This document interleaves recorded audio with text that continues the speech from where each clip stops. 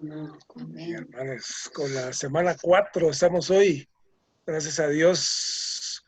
Es un título bien fuerte porque dice llevar una vida conforme al corazón y la voluntad de Dios. Sí, empieza mañana. Ahorita termino. Venga, hermano. A las 4 todavía, hermano. A las 5 es a partir de mañana. Dale, hermano Jorge. Amén. Quisiera leer primero irme a la página 109. ¿Me permite un segundito? Porque no soy muy hábil en esto. Pero aquí estamos, 109. Amén, hermanos. Tengo aquí la cita de Romanos 12, 4, 5.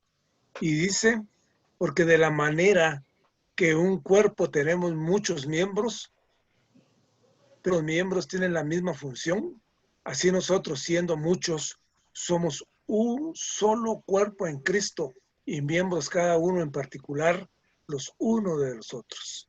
Entonces, aquí habla del tercer aspecto de la gran voluntad de Dios, es que los creyentes en Cristo practiquen la vida del cuerpo. Primero, hoy debemos presentar nuestros cuerpos en sacrificio vivo a Dios para hacer la voluntad de Dios, es decir, para practicar la vida del cuerpo, no siendo conformados a este siglo, sino siendo transformados por medio de la renovación de la. O sea, que nos pide que haya una transformación. Y además, sino siendo transformados por medio de la renovación de la mente para que comprobemos la voluntad de Dios, la cual es el que practiquemos la vida del cuerpo. Entonces, habla aquí que tenemos que ejercitar nuestros dones en la vida del cuerpo y que los santos practiquen la vida del cuerpo, deberían de llevar una vida con las más altas virtudes, no de su vida o amor humano, sino la vida y el amor divinos, al estar fervientes en su espíritu. Amén. Nuestro cuerpo debería ser presentado, nuestra alma debería ser renovada y nuestro espíritu debería ser ferviente. Entonces, quiere que seamos esas personas. Me gustó esto porque la verdad que no es fácil. No es fácil, pero en Cristo Jesús todo lo podemos, que Él nos fortalece. Entonces, volviendo nuevamente a la página 89, donde estamos, que es el inicio de esta semana, y al Romano 1, que es en cuanto al Antiguo Testamento, dice que contiene un cuadro de David. Entonces, pero David fue muy fiel, él actuó conforme al corazón de Dios, él fue una persona que escuchó la voluntad de Dios, incluso no atacó a sus padres, sino que él siempre siguió la voluntad de Señor. Entonces, este es un ejemplo viviente de que la Biblia nos da y nos sigue dando, y lo mismo se menciona en Hechos 36. Y él sirvió para su propia generación, según el consejo de Dios. Y Dios hoy quiere eso mismo, que nosotros sirvamos a nuestra propia generación para que la palabra de Él se cumpla. Entonces, dice que actualmente Dios nos bendice de diversas maneras para el cumplimiento de su economía, porque Él quiere un cuerpo edificado, Él quiere edificar el cuerpo para que, y esto se ha repetido tanto, pero hoy nos lo recalcan y debemos de escuchar al Señor, pues que en alguna manera nosotros debemos de oírle, porque es la voluntad de Dios, es su economía neotestamentaria, un beneplácito de Él. O sea que Él quiere regocijarse en que esta edificación del cuerpo sea una realidad. O sea que este consejo que nos da de su voluntad, ¿para qué es? Que un propósito nada más que tener un cuerpo, que sea un agrandamiento y una expresión de Cristo. O sea que Él quiere que la iglesia le exprese, que la iglesia se agrande y que este cuerpo del Dios Tierno procesado sea expresado a través de la iglesia. O sea que algo que me llamó aquí la lección esta, que los cielos fueron hechos para la tierra fue hecha para el hombre fue hecha para producir la iglesia, y la iglesia es el agrandamiento de la expresión de Dios procesado. O sea que esa es la gran voluntad de Dios en nosotros. Por aquí tenemos también que la gran voluntad de Dios consiste en tener a Cristo como reemplazo de todos los sacrificios y ofrendas del Antiguo Testamento. Aquí habla de todas digamos, de todos los que hay. Pero el Señor Jesucristo vino a cumplir todo esto. En el Antiguo Testamento, pues había una ofrenda para una ofrenda de harina, la ofrenda de la paz, la ofrenda del pecado, la ofrenda de las transgresiones. Entonces, pero el Señor reúne todas esas ofrendas en una sola persona, que es Jesucristo. Y a nosotros a ir a Jesucristo, ¿qué pasa? Que estamos llevando a cabo todo el cumplimiento del Antiguo Testamento, que no lo podemos hacer, pero en Cristo Jesús hacer hoy día. Amén. Entonces, y siempre.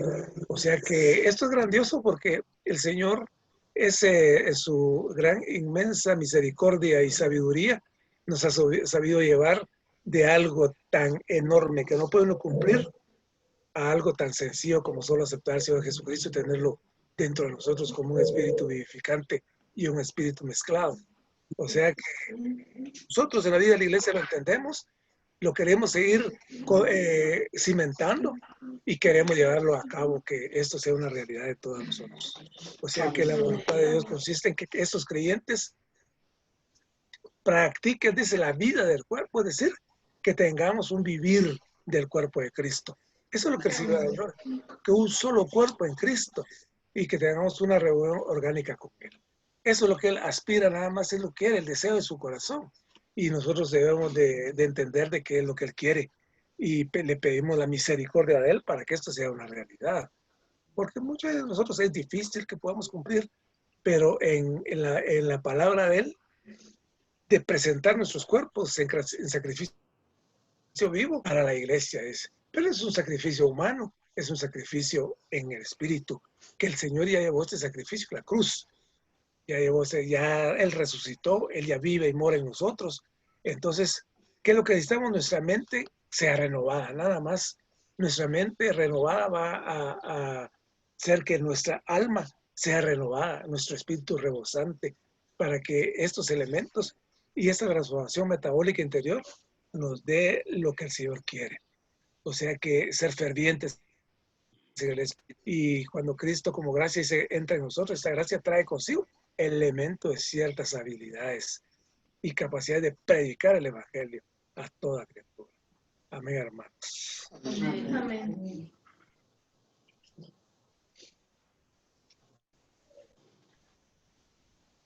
Esta semana que pues escuchábamos a Jeremías, disfrutaba mucho bueno, una pequeña historia que relata el hermano del pueblo de Israel, y me gustaba mucho porque empezaba al inicio y decía que el pueblo de Israel fue cautivo por 400 años en Egipto, pero el Señor viene y los saca de Egipto, y cuando los lleva al monte Sinaí, el Señor les muestra, les revela a ellos parte de su economía.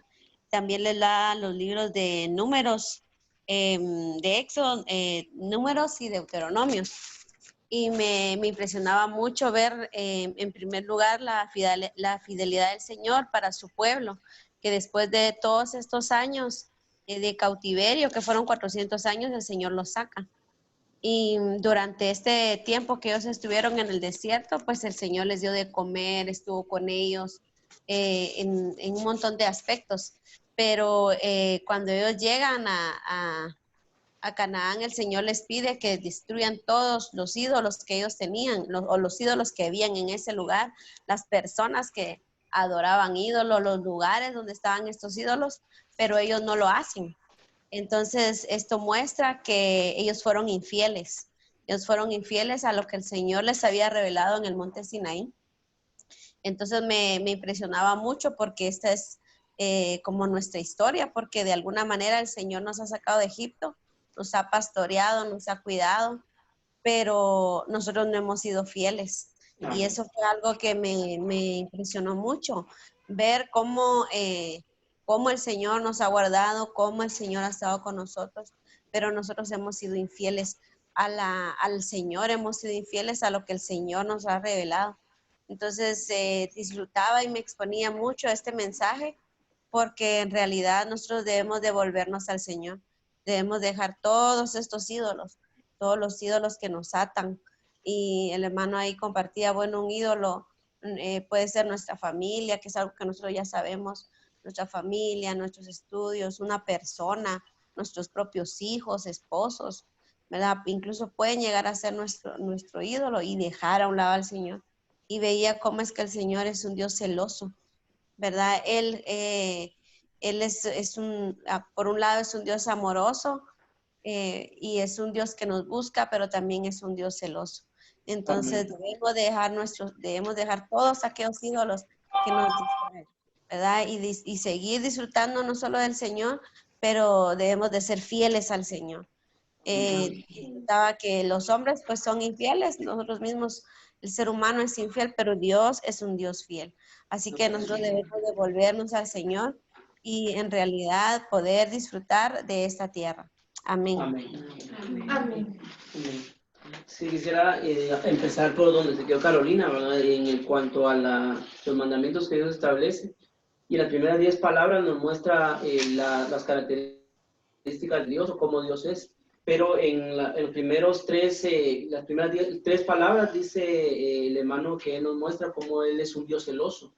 Porque le dice al pueblo de Israel que no quiere ídolos, que no quiere que adoren a otra cosa, ¿verdad? Y que Él es Dios. Entonces, Jeremías nos muestra un cuadro de cómo Dios es celoso y cómo Él va a hacer un juicio en contra de todo aquello que lo reemplace a Él, ¿verdad? Y como decía Carolina, nosotros somos personas infieles, ¿verdad? Dios hoy en día, pues, ha tenido que luchar con nuestra infidelidad una y otra vez porque no somos completamente fieles a Él, pero Él nos muestra su amor soberano.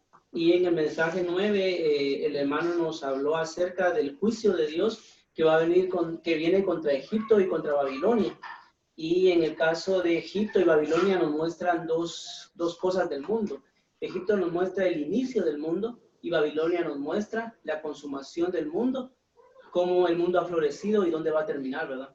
Entonces, en la primera parte, cuando nos habla de Egipto, el hermano nos da un panorama de cómo el mundo empezó a existir como un sistema. Pero este sistema tenía como objetivo alejarnos de Dios y frustrar el propósito de Dios.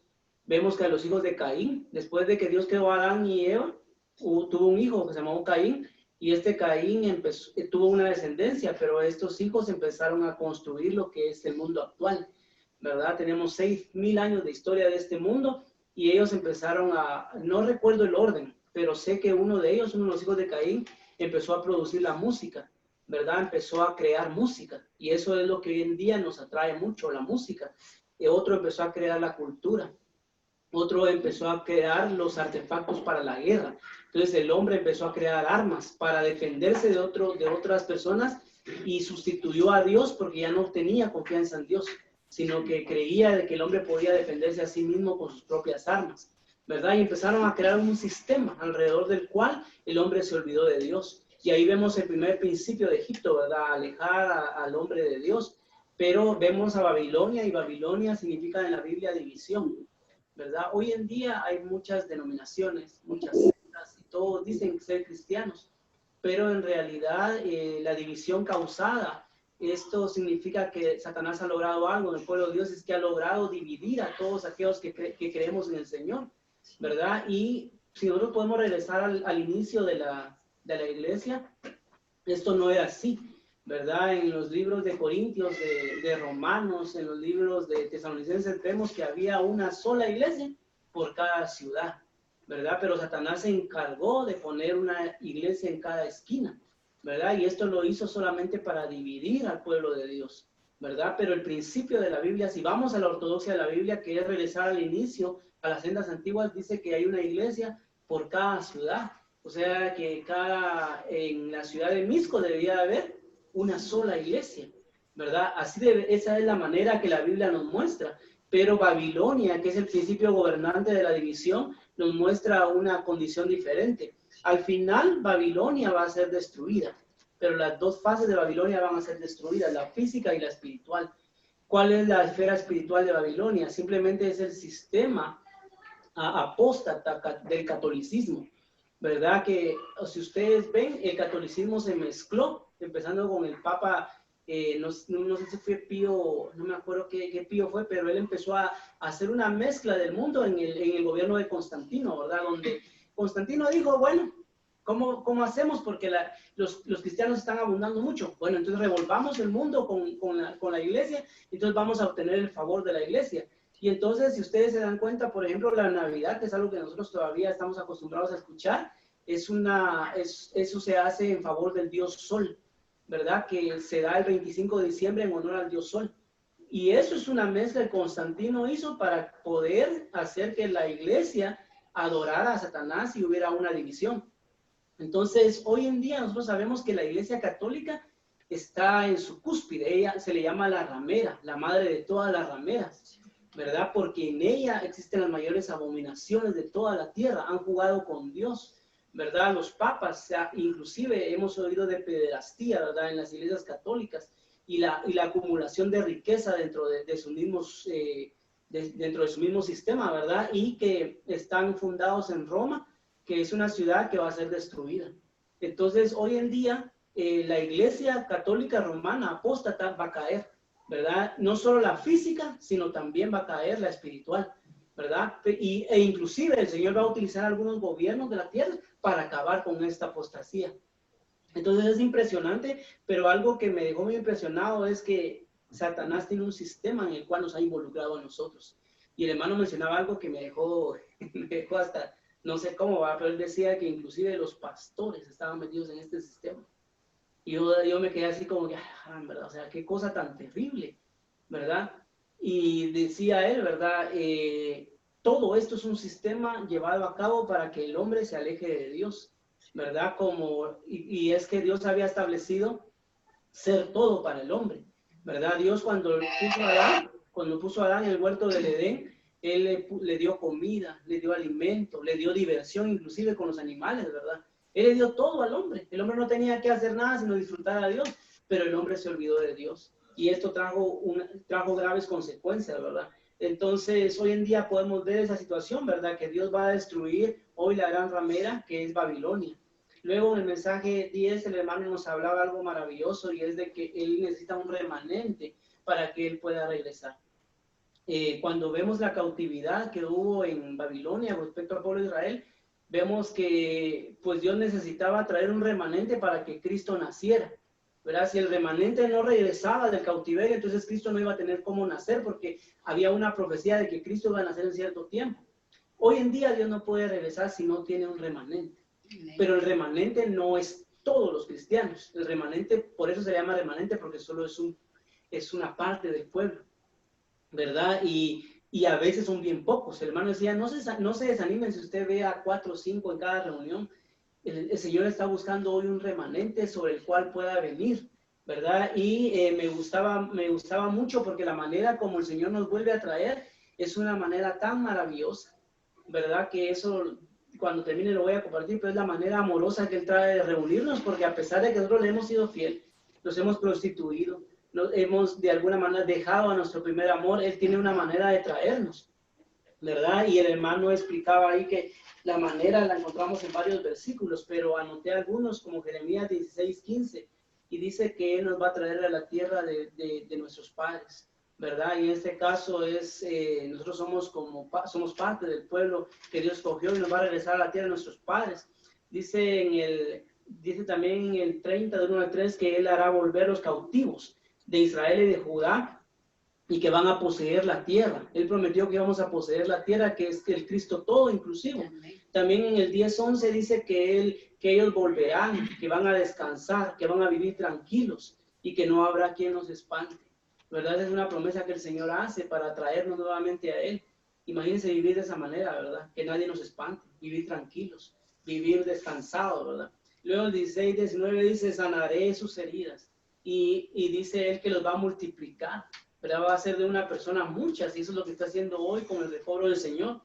Y luego dice de que en el 31:1 dice que nos vamos a levantar, vamos a subir a Sión, y que vamos a tener 2 condiciones, vamos a orar y vamos a llorar. Pero no solamente va a ser por el arrepentimiento, sino también es por el gozo de regresar al Señor. Y en el 31:11 dice que correrán a las fuentes, dice, y les será dado pan, vino y aceite, que tiene que ver con nuestra alma y cómo nuestra alma va a ser sanada. Y dice que Él va a dar consuelo después del dolor. Y ahí le habla a Israel como una virgen, ¿verdad? Como alguien que no se ha corrompido. Todavía el Señor ama a Israel como una virgen. Y luego en el 29:11 dice que Él tiene pensamientos de paz y no de mal para nosotros. Y dice que va a traer y los que se van a juntar de todas las naciones van a venir con danza, con panderos, dice, con alegría. Y eso significa que Él es nuestro gozo. Y luego dice que la va a edificar de nuevo, que la va a regresar otra vez al lugar de donde salió. Y dice que su alma será como un huerto regado y que nunca más su rostro va a languidecer. Y esto me gusta mucho porque tiene que ver con nuestra alma. Cuando el Señor viene a nuestra alma, la transforma, nuestra alma viene a ser como un huerto, pero dice que la expresión del rostro de los que vienen de esa cautividad ya no va a languidecer su rostro, ya no vamos a estar tristes ni vamos a estar compungidos, sino que va a haber gozo eterno en nosotros. Entonces me gusta mucho porque el Señor nos trae de la idolatría, del cautiverio del pecado, nos trae a Él nuevamente con amor eterno, ¿verdad? Y esto muestra toda la benevolencia amorosa del Señor de traernos a Él. Y por último, pues quiero compartirles algo que está en mi corazón, que el hermano compartía, y es acerca del pastoreo, que hoy debemos de tener unos con otros. Ciertamente no debemos de esperar, decir, es que a mí nadie me cuida, es que a mí nadie me pastorea. No debemos de tener esa condición. Nosotros debemos de pastorear según el corazón de Dios.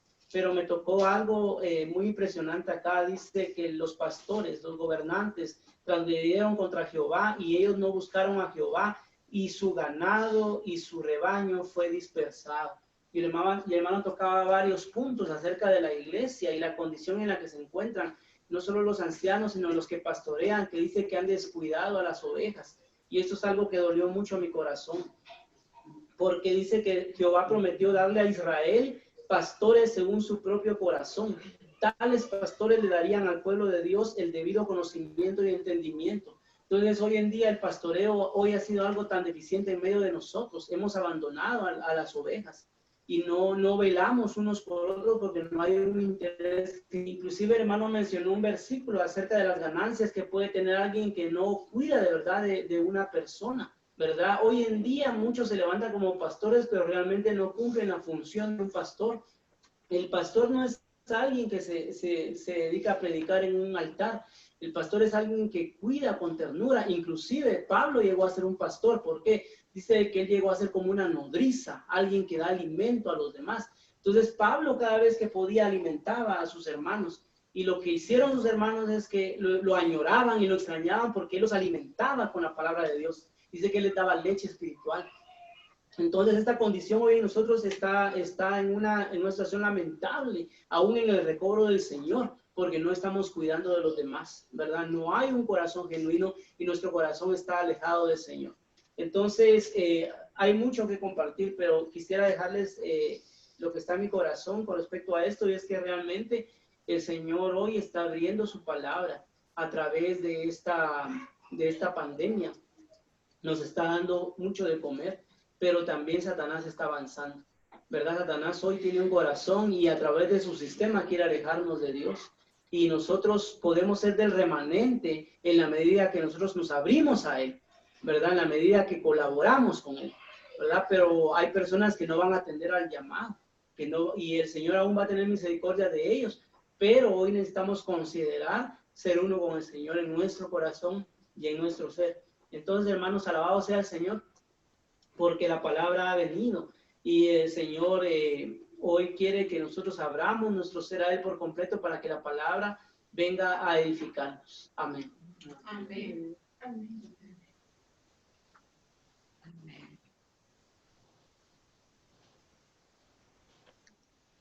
Amén, que la palabra nos edifique, hermanos. Esta semana, pues como bien compartió hermano Marvin, terminamos el entrenamiento de Jeremías.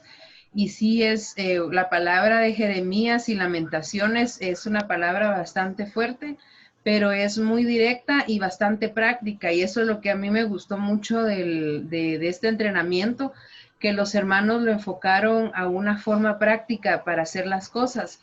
y me impresionó de todos, porque todos los mensajes estuvieron muy lindos, pero un mensaje me impresionó mucho y fue el mensaje que habla acerca del juicio contra Babilonia y el juicio contra Egipto y Babilonia. Es el mensaje 9. Y el hermano presentó ahí a Egipto y a Babilonia como el mundo. Ellos representan el mundo. Habló de 3 cosas y habló de que el mundo en la Biblia se refiere a la tierra material, se refiere también a personas, porque cuando dice en Juan 3:16, porque de tal manera amó Dios al mundo, ahí se está refiriendo a personas. Y también se refiere a cosas de esta tierra, cosas materiales, y eso está en primera de Juan 2:15 al 16. E hizo un viaje sobre el desarrollo de cómo este sistema satánico comenzó a formarse. Y este sistema comenzó a formarse por Caín. Cuando Caín fue echado del disfrute de Dios porque mató a su hermano, la presencia de Dios ya no estuvo con Caín. Así que él se fue lejos y tuvo un hijo. El hijo de Caín es Enoc. Enoc significa dedicación. Y él, después de que tuvo a su hijo, pues él funda una ciudad con el mismo nombre. La ciudad que funda Caín es Enoc. Y en esa ciudad, Caín comenzó a formar una cultura. Él comenzó a hacer cosas aparte de Dios para su propio disfrute y deleite. Y luego de eso, pues continuó el hermano describiendo el viaje. Luego viene Lamec. Lamec, él comenzó con la poligamia, él tenía varias esposas. Y luego de eso se mencionan a 4 personajes que forman parte de la cultura, pero todo esto que ellos hacían era lejos del Señor, aparte de Dios, pero ellos querían buscar una satisfacción. Entonces mencionó a Jabal, que es uno que construyó tiendas, a Jubal, que fue el que inventó los instrumentos musicales, a Tubal Caín, que él trabajaba en hierro, o sea, él prácticamente hacía armas, y también menciona a la hermana de ellos, que es Nemar, y Nemar significa hermosa.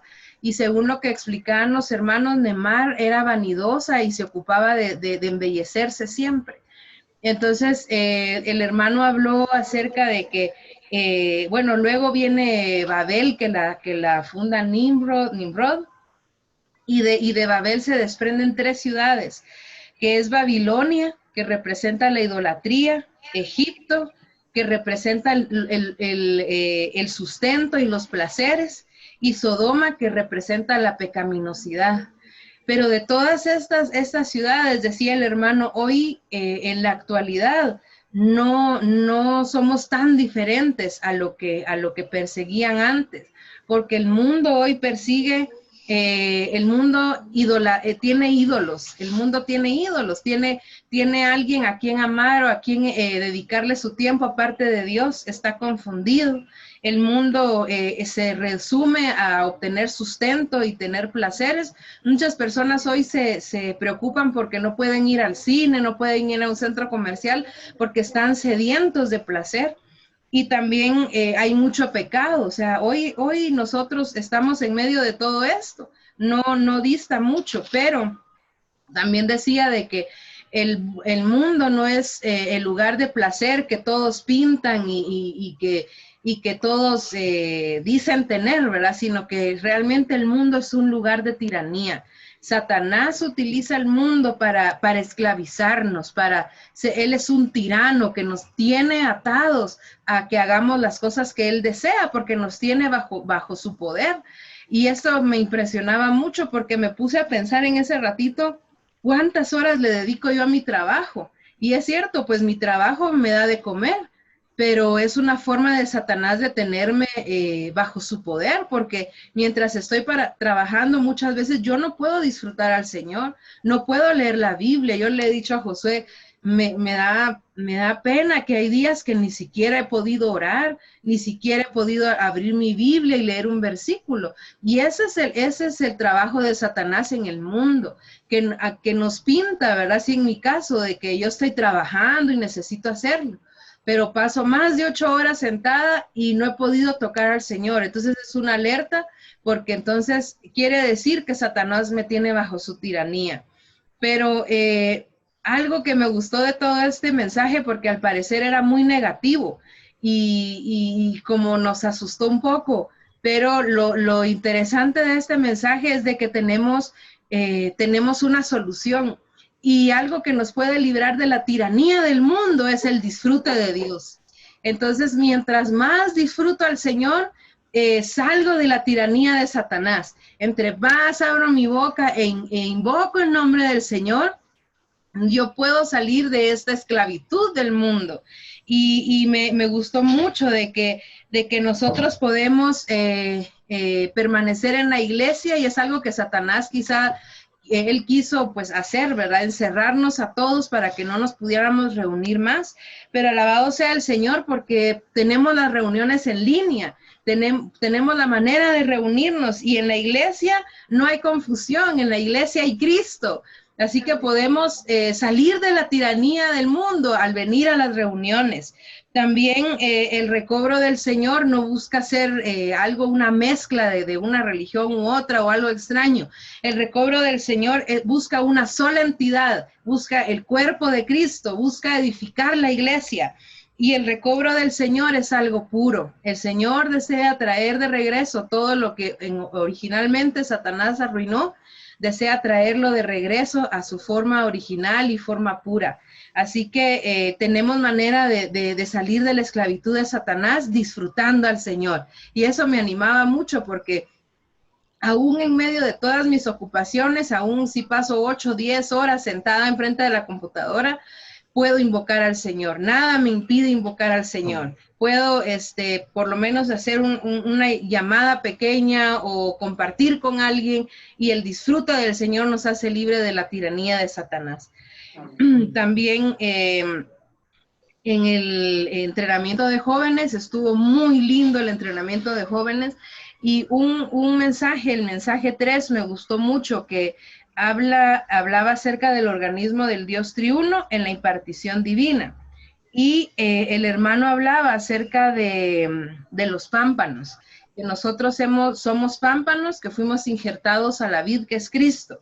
Y el hermano hablaba de que lo importante o lo interesante en una plantación es que dé fruto. Si una planta que nosotros, por ejemplo, yo siembro un limonar y no da limones, no sirve de nada mi limonar, porque no me dio nada, ¿verdad? No tiene fruto, no sirve.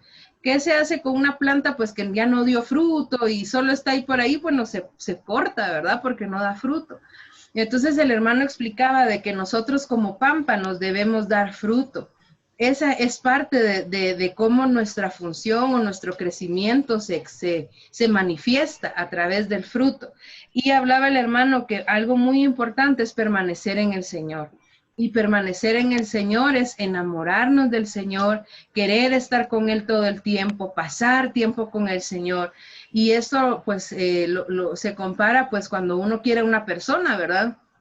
Yo quiero a alguien, paso tiempo con esa persona, lo conozco, me familiarizo con él hasta que finalmente pues somos uno y tenemos los mismos gustos, etcétera, ¿verdad? Y lo mismo pasa con el Señor. A medida que paso tiempo con el Señor, yo voy a desear lo mismo que Dios desea. Y en el caso de lo que compartían los hermanos, pues el permanecer en el Señor, vamos a dar fruto. Y por último, hacía el hermano un llamado a los jóvenes a vencer. Y no solo a los jóvenes, sino todos podemos vencer. Me gusta mucho de que el hermano habló de que los vencedores no son superhéroes, ni son gente muy especial que inalcanzable de ser, sino que los vencedores son aquellos que son, ellos son normales en tiempos anormales. Quiere decir que ellos disfrutan al Señor, son personas que oran, son personas que no aman los placeres del mundo, sino que están en pro del Señor, en pro de su propósito. Esos son los vencedores. Así que alabado sea el Señor, que el Señor vuelva nuestro corazón a Él y que podamos tener experiencias cada día con el Señor. para que podamos ser los vencedores que Él desea, el remanente que decía el hermano Marvin, el remanente que lo va a traer de regreso. Amén. Amén. Amén. Esta semana estuvimos disfrutando mucho en el entrenamiento de jóvenes universitarios en México, en el ENCU. Hubieron bastantes puntos que me gustaron, pero voy a mencionar 3. El primero es la casa de banquetes. Y sobre la casa de banquetes disfrutaba mucho que la iglesia tiene que ser nuestra casa de banquetes, una casa en donde nosotros encontramos todo lo que necesitamos. Si nosotros necesitamos amor, en la iglesia encontramos amor. Si nosotros necesitamos lo que necesitemos en la iglesia está, menciona el hermano, pero disfrutaba mucho de la casa de banquetes, que ahí menciona a Lázaro y menciona a Simón el leproso. El primero es Lázaro, que fue resucitado de los muertos, y el segundo es Simón el leproso, que fue sanado. Pero decía el hermano que la casa de banquetes no era de Lázaro, sino que la casa era del leproso. Y eso quiere decir que en esta casa, que es la iglesia, nosotros estábamos muertos, pero también fuimos sanados. Y me impresiona mucho este punto porque menciona el hermano que en esta casa no hay superpersonas, ni hay personas que que nunca han cometido pecado, sino que hay personas que estaban muertas y que han sido sanadas. Y necesitamos disfrutar de esto porque es bastante maravilloso. También me gustaba mucho que hablaba acerca de las Marías, que también en esta casa necesitamos ser aquellos que sirven, necesitamos servir al Señor y necesitamos también servir a otros. Otro de los puntos que me gustaba era sobre los pámpanos que permanecen. Decía ahí que un pámpano tiene que ser aquel que da fruto, y me gusta mucho que si nosotros no permanecemos y no damos frutos, el pámpano es echado fuera. Si nosotros no le servimos de nada al Señor y no damos fruto, vamos a ser echados fuera. Y me impresionaba mucho un punto que decía que si nosotros nos alejamos del Señor, si nosotros no lo buscamos, el Señor se nos esconde. Y es algo que en verdad es impresionante porque no podemos permitir que el Señor se nos esconda. Porque una vez que el Señor se nos esconde ya no lo vamos a poder ver. Vamos a cometer pecado, vamos a hacer lo que sea y nosotros ya no vamos a poder ver al Señor ni sentirlo. No podemos permitir que ser estos pámpanos que son echados fuera, sino que necesitamos traer fruto y amar al Señor. También me impresionaba mucho el punto de amar al Señor, porque decía el hermano que cómo amamos al Señor, pasando tiempo con Él y conociéndolo. Y mencionaba acerca de que esto es un ciclo. Mientras yo más paso tiempo con el Señor, más leo su palabra, yo más lo voy a amar. Pero mientras yo más lo amo, más voy a querer pasar tiempo con Él. Entonces esto se convierte en un ciclo. Necesitamos empezar a experimentar al Señor. También me gustaba mucho un punto que habla del amor universal. Dice que del vivir y del amor universal. Nosotros como creyentes, nuestro vivir debe demostrar que nosotros somos del Señor. Necesitamos comportarnos como tales personas y como muchas veces lo hemos visto, el punto de que nosotros debemos predicar con nuestro vivir, ser personas que se sepa que aman al Señor con el solo hecho de cómo nosotros nos conducimos. Y también disfrutaba mucho el hecho de amar, el amor universal. Dice que el Señor es un Dios de amor, por lo tanto nosotros también tenemos que ser pámpanos llenos de amor. Pero el amor no solo debe ser a las personas que yo quiero, sino que el amor incluso, el Señor nos manda a amar incluso a nuestros enemigos. Nosotros debemos amar a todas las personas y en nuestro corazón lleno de amor debe caber cada una de las personas, cuanto más nuestros hermanos. Amén. Y disfrutaba mucho, una hermana hacía una pregunta y a veces nosotros tendemos a pelearnos con los hermanos de la iglesia o decir el hermano me ofendió, el hermano me dijo esto y yo me voy a alejar, pero decía la hermana en su pregunta, ¿qué puedo hacer yo si un hermano de la iglesia me ofendió? Entonces el hermano le contesta, si un hermano de la iglesia a usted la ofendió, usted debe arrodillarse todos los días y pedirle perdón al Señor. Y me impresionaba mucho esto porque normalmente nosotros decimos, pero ¿por qué, verdad? Si a mí me están ofendiendo, ¿yo por qué voy a pedir perdón? Pero decía el hermano esto, que a medida que yo pido perdón, el Señor llena mi corazón de amor. Amén. Y hace que yo ame a los hermanos. Amén. La verdad que este tiempo fue muy disfrutable y Que el Señor nos siga llenando. Amén. En esta conferencia, bueno, en este entrenamiento del ENJU, pudimos disfrutar mucho al Señor, y en este entrenamiento hablaba acerca del libro de Juan, y este es el Evangelio de vida, y este libro lo único que contiene es la vida del Señor. Pero me gustaba mucho un versículo que decía el hermano, que no recuerdo ahorita la cita, pero dice: yo soy el camino y la realidad y la vida. Pero explicaba el hermano que el Señor aquí se refería a que Él era el camino que llevaba a la vida, pero que también Él era la realidad de la vida. Nosotros no podemos decir que vivimos si no vivimos en el Señor, porque Él es la única realidad de la vida.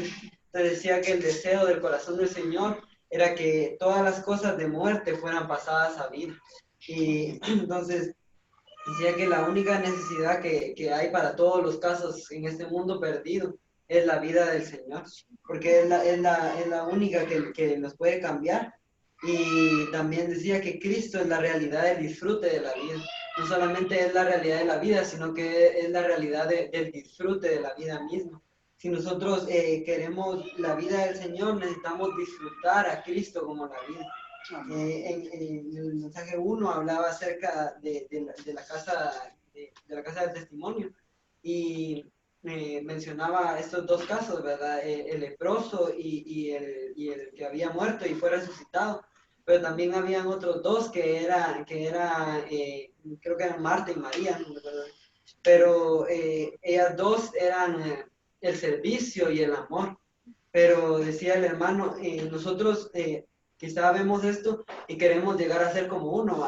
Yo quiero servir al Señor, o yo quiero amar al Señor como él, o yo quiero ser un testimonio. Pero en realidad lo que debemos anhelar es ser los cuatro.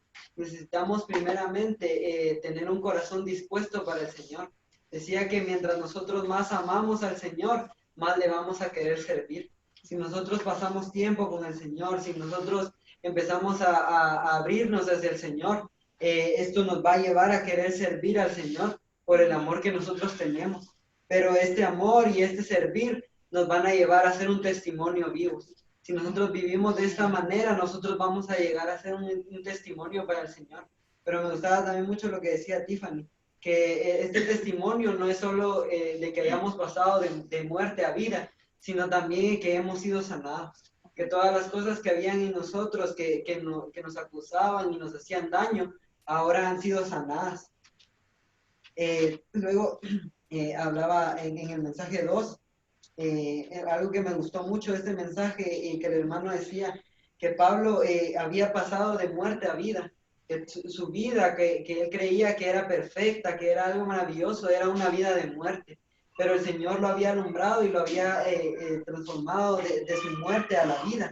Pero me gustaba mucho que el hermano decía que Pablo no se quedó ahí, no se quedó de haber pasado de muerte a vida y volvió a lo mismo, sino que él decía: prosigo. Yo prosigo. Nosotros hoy como cristianos debemos proseguir. No podemos quedarnos en el mismo punto creyendo que ya somos perfectos o que ya el Señor logró todo en nosotros. No, sino que debemos proseguir. Y decía, Pablo decía: prosigo. Y el hermano recalcó mucho esa palabra porque es muy importante que nosotros prosigamos.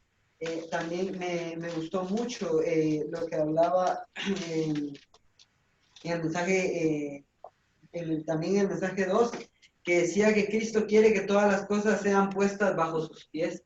Pero esto no es porque el Señor no tenga control bajo las cosas, sino es porque el Señor necesita que nosotros nos sometamos bajo su autoridad. Nosotros, como el hermano explicaba, que somos seres que tienen una voluntad propia. Hay 3 voluntades en el universo: la voluntad de Dios, la voluntad del hombre y la voluntad de los ángeles. Y en este caso para nosotros es la voluntad de Satanás. Pero dice que la voluntad del hombre tiene 2 opciones.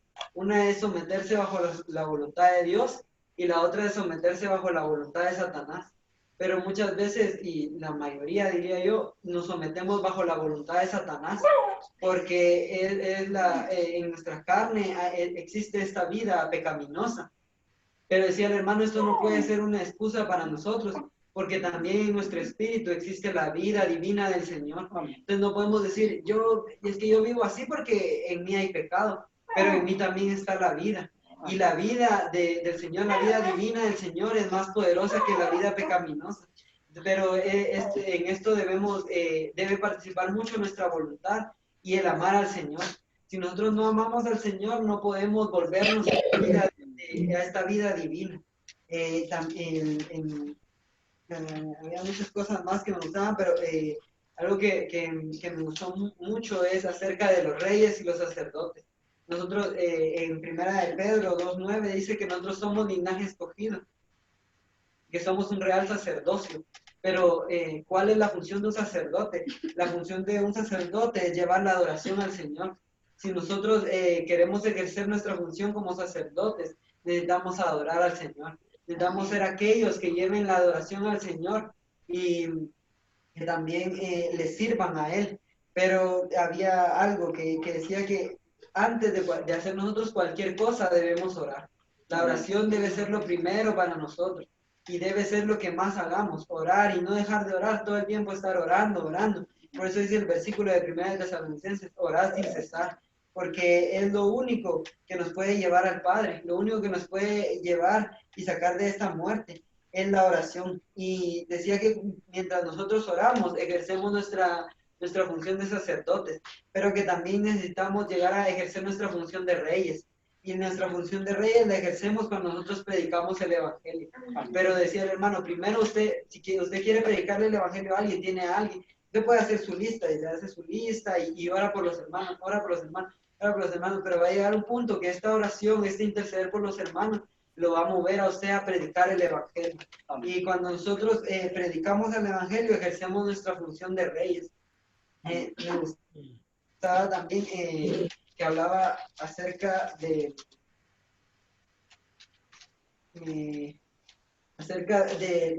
la vid y los pámpanos.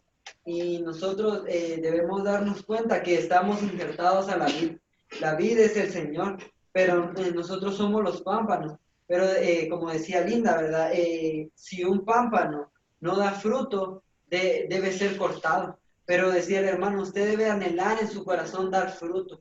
Pero no solamente dar un fruto que se vaya a secar y que después no sirva, sino un fruto que permanezca, un fruto que sea de utilidad para el Señor. Usted no debe anhelar solo traer a alguien para que diga, es que él ya trajo a alguien, ¿va? Y quedar exento, sino anhelar traer a alguien para que ese alguien sea alguien útil para el Señor. No debe ser algo para nosotros, sino algo para el Señor. Que este fruto cumpla la voluntad del Señor. Pero también otro aspecto de ser un pámpano, y es que, no recuerdo ahorita la cita del versículo tampoco, pero dice que nosotros sabemos que hemos pasado de muerte a vida, en que amamos a los hermanos. Y esto me tocaba mucho porque realmente nuestra vida no es una vida de amor.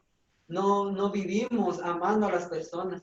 En nuestro corazón hay mucho, a veces, odio y resentimiento. Nos dicen, tal vez alguien nos voltea a ver y ya está en nuestro corazón el que, es que le caigo mal y por eso me mira así, y siempre queda en nosotros una espina y algo que nos afecta, pero debemos aprender a amar a los hermanos. Sí, decía el hermano, nosotros no podemos decir que amamos al Señor si no amamos a los hermanos. Y usted no puede decir que ama a un hermano si no expresa este amor. Y decía, ¿cómo es esto? Esto es algo práctico. El hermano daba un ejemplo y decía, ¿cómo yo puedo decir que amo al hermano? El hermano que yo necesito ir al supermercado, pero me queda muy lejos y no puedo. Y yo en mi casa tengo un carro con gasolina y tengo tiempo para llevarlo, pero no lo llevo porque simplemente no quiero. Entonces yo no puedo decir que amo al hermano si mi corazón no está dispuesto a amar al hermano.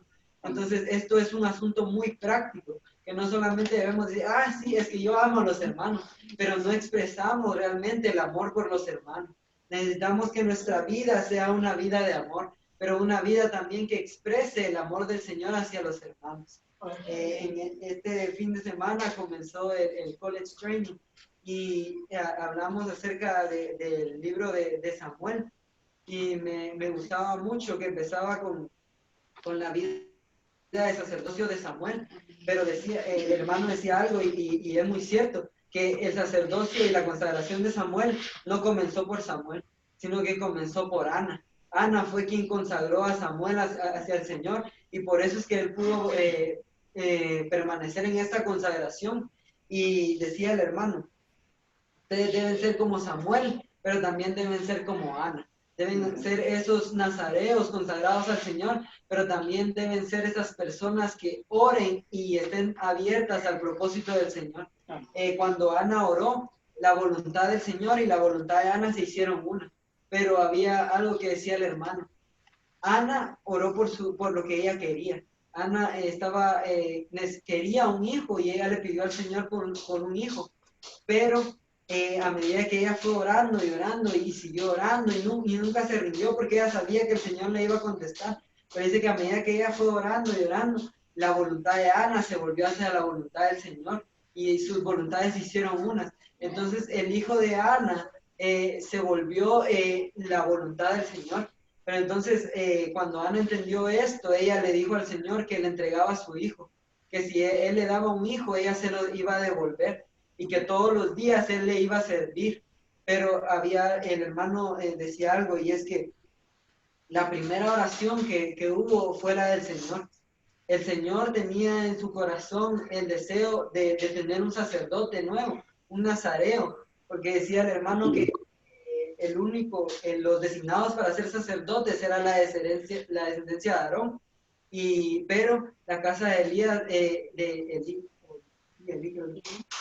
se había corrompido totalmente. Dice que incluso los hijos llevaban mujeres en el templo y cometían actos ilícitos, y esto era una total aberración en el templo del Señor, pero el Señor anhelaba restaurar esto.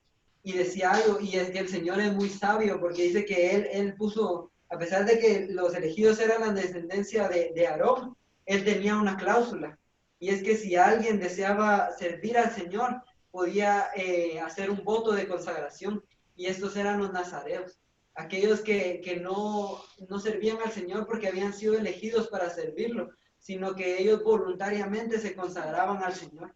Y el hermano decía, daba un testimonio y decía que él había conocido a un hermano que contó un testimonio. Decía que a él le dijeron que tenía que servir.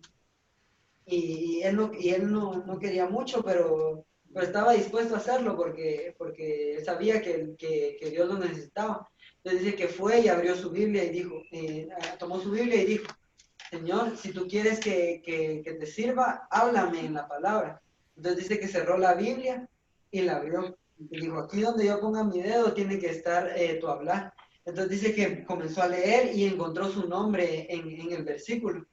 Y entonces él se quedó extrañado y la volvió a cerrar y dijo, Señor, no, yo necesito otra prueba.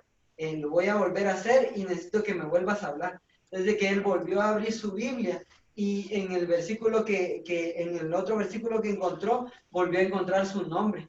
Entonces dice que él dijo, Señor, yo te voy a servir porque tú así lo deseas. Entonces dice el hermano que cuando él escuchó esto, él quiso hacer lo mismo y vino y abrió su Biblia, tomó su Biblia y le dijo al Señor, Señor, yo te quiero servir, pero necesito que me hables en la palabra. Y entonces abrió su Biblia y el primer versículo que leyó hablaba algo que nada que ver con lo que él estaba pidiendo. Entonces cerró su Biblia y dijo, bueno, Señor, dame una segunda oportunidad, Señor, yo quiero servirte. Desde que volvió a abrir su Biblia y no encontró nada, no encontró el hablar del Señor. Entonces dice que en su corazón él se entristeció y se puso muy mal porque él quería servir al Señor y el Señor no le había hablado. Entonces dice que él se alejó un tiempo del Señor porque pensaba que el Señor no quería que él le sirviera. Pero dice que luego un día los hermanos le hablaron acerca de ser un nazareo. Y dice que él en su corazón se puso muy contento porque se dio cuenta que un nazareo no había sido aquel que había sido escogido por Dios para servirle, sino alguien que voluntariamente se había consagrado al Señor para servirle. Y decía el hermano, yo me alegré mucho en mi corazón porque yo quería servir al Señor y yo creí que solamente con el querer yo no se podía porque Dios me tenía que elegir, pero me di cuenta que un nazareo es aquel que se consagra voluntariamente. Entonces nosotros quizá no hemos sido elegidos por el Señor, no somos israelitas, no somos parte del pueblo escogido del Señor, pero podemos ser nazareos. podemos ser aquellos que se consagren voluntariamente. Y aquellos que decían, hermano, cuando nosotros nos consagramos voluntariamente, esto nos lleva a ser nazareos. Pero un nazareo tiene 3 cualidades. Y era, no recuerdo muy bien las 3, pero recuerdo, una era que no iba a pasar navaja por su cabello. Y esto dice que tipifica la vida y la muerte. Dice que este mundo está tan corrompido y está lleno de cosas que nos buscan y que nos atraen. Pero un nazareo es aquel que tiene un voto de consagración y que no está dispuesto a contaminarse y ser igual a los demás. Y eso era lo que representaba no pasar navaja por el cabello. Es que nosotros no somos igual a los demás. Nosotros no somos como este mundo. Quizá podemos estar en él, pero no pertenecemos a él. Y el otro era que no podía embriagarse con vino. No podía tomar nada que lo embriagara. Y esto también tiene que ver con el mundo, pero en el aspecto de que nosotros no podemos participar de las cosas que hace el mundo. Y este punto me impresionó mucho porque decía el hermano, el mundo está lleno de muerte. Entonces viene un amigo de nosotros, ¿va? Y nos dice, oh, mira, fíjate que estoy mal, que estoy triste y no sé qué hacer y estoy deprimido. Y entonces venimos nosotros y nosotros nos creemos super hermanos, decía el hermano, nos creemos super hermanos y queremos venir, no, vos no estés triste, mira que esto y que la vida es bella y que hay muchas cosas por la cual vale la pena vivir. Y decía el hermano, y ahí lo que estamos haciendo nosotros es contaminarnos con la muerte. Decía que un nazareo, cuando alguien de su familia o alguien así muere, un nazareo no podía participar del entierro o del velorio, porque al hacer esto él se contaminaba con la muerte. Pero entonces nosotros tampoco podemos. Si alguien viene con esto, dice el hermano que lo que debemos hacer es huir. Y eso me impresionó mucho porque, como decía él, a veces nos creemos super personas, y queremos ayudar a todo el mundo y que queremos dar consejos, pero no podemos hacer eso porque lo que estamos haciendo es contaminándonos de la muerte de este mundo. Lo que debemos hacer es huir, y aunque se oiga muy mal, debemos rechazar a estas personas y alejarnos de ellas y no volver con ellas, porque estas personas nos traen muerte. Y a medida que nosotros vamos creciendo en la vida, nosotros podemos impartirles la vida, pero no podemos ser consejeros de las personas. Podemos impartir la vida, pero no aconsejarles, porque si nosotros tratamos de aconsejar a alguien, lo que sale es nuestro yo, nuestra muerte, lo que nosotros creemos. Pero a medida que nosotros vamos ganando del Señor, la vida va creciendo en nosotros. Y esto también me alegraba mucho porque a pesar de que no podemos aconsejar a las personas, no podemos escucharlos cuando están tristes, que esto me impresionó bastante porque uno como buena persona va a tratar de escuchar a la gente porque cuando se siente triste, pero no podemos hacerlo. Pero lo que sí podemos es impartirles la vida. Nosotros como nazareos, como personas que se han consagrado voluntariamente, podemos ser aquellos que imparten la vida del Señor. Amén. Un pedacito que quería hablar, pero ya se me trabó la voz, es sobre los vencedores, y es que el Señor nos llama a ser vencedores. Pero decía el hermano que un vencedor no es una persona, una super persona, ni alguien que nunca cometió un pecado, ni alguien sino que un vencedor es aquella persona que se mantiene en el Señor, que guarda sus mandamientos. Pero también aquella persona que si alguna vez cometió una equivocación, un pecado, no se queda estancado, sino que se vuelve al Señor. Necesitamos ser este tipo de personas que nos volvemos al Señor cada día. Pero también me gustaba mucho que nosotros debemos someternos bajo el Señor. El Señor debe ser nuestra cabeza. Cuando Satanás se alejó del Señor, fue que Él vino y se rebeló. Cuando nosotros estamos alejados del Señor, todo lo que vamos a hacer va a ser algo equivocado y vamos a querer hacer el bien, vamos a querer hacer diferentes cosas, pero a todo lo que nos va a llevar es a la muerte y a rebelarnos contra el Señor. Pero el Señor nos llama a que nosotros estemos bajo su gobierno y bajo su cabeza. También disfrutaba mucho que nosotros a veces pensamos que nosotros vamos a servir al Señor y vamos a ser vencedores porque nos espera una gran vida, porque nos esperan riquezas, porque nos esperan un montón de cosas. Sin embargo, nosotros lo que debemos anhelar es ser introducidos en el Señor. Cuando nosotros vamos a ser vencedores, vamos a ser introducidos en Él. Amén. Y eso lo disfrutaba mucho porque creo que se menciona la buena tierra, no estoy segura, pero la buena tierra es el Señor, no es algo físico, sino que es estar en Él. Amén. Amén, hermanos. Amén, hermanos. Por la gran voluntad de Dios consiste en tener una iglesia que sea el cuerpo orgánico de Cristo para la manifestación de no por el cuerpo de Cristo es la obra maestra del Dios triuno como el nuevo hombre.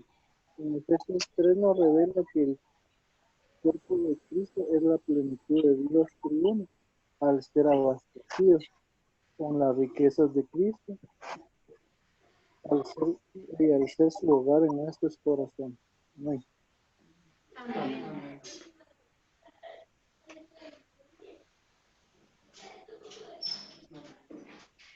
Amén.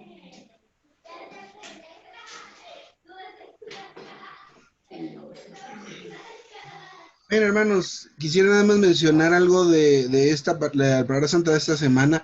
Me llamó mucho la atención, pues bueno, desde el tema, llevar una vida conforme al corazón de Dios y a la voluntad de Dios.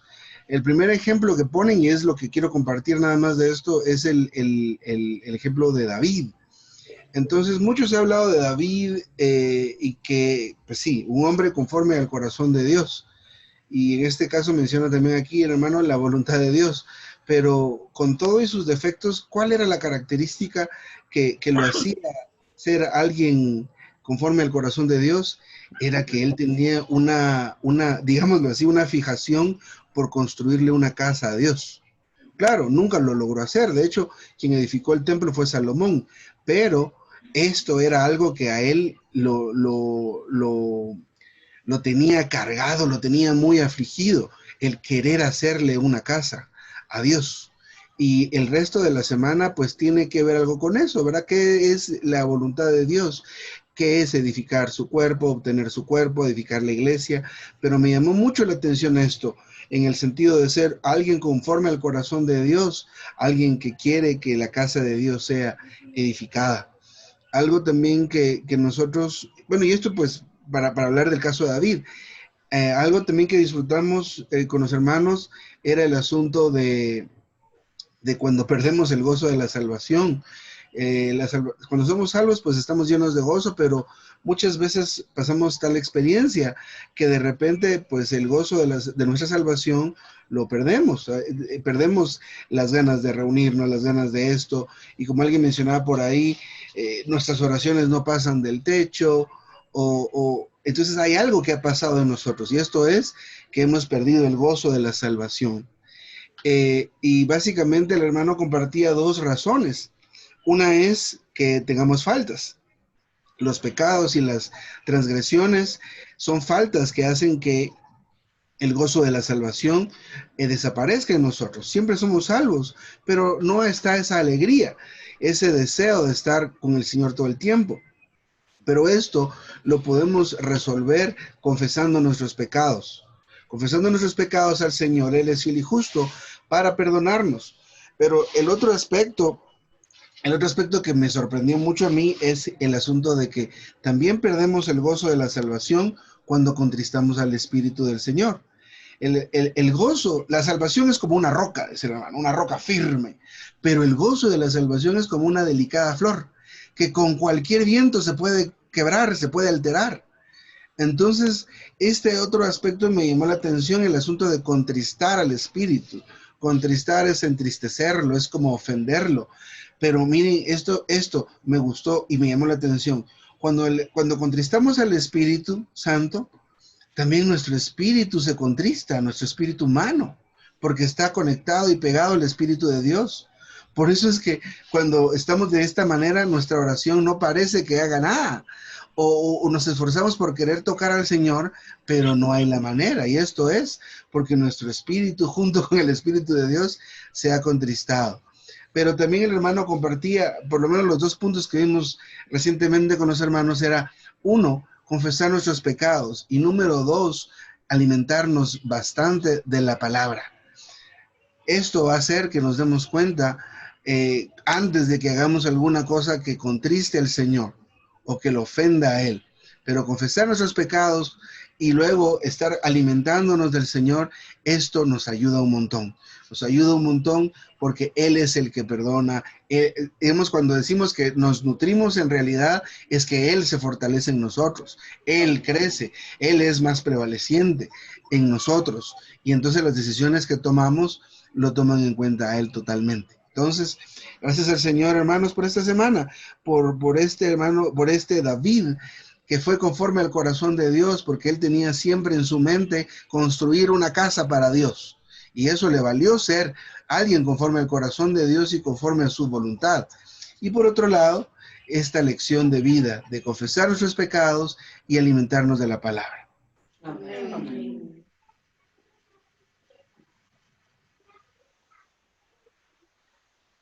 Faltan 4 minutos, hermanos, y acuérdense que aquí todos somos albañiles, entonces está... sí, quisiera, no sé si alguien más va a compartir porque tengo un asunto más que quisiera que tratáramos, hermanos y hermanas. A la una.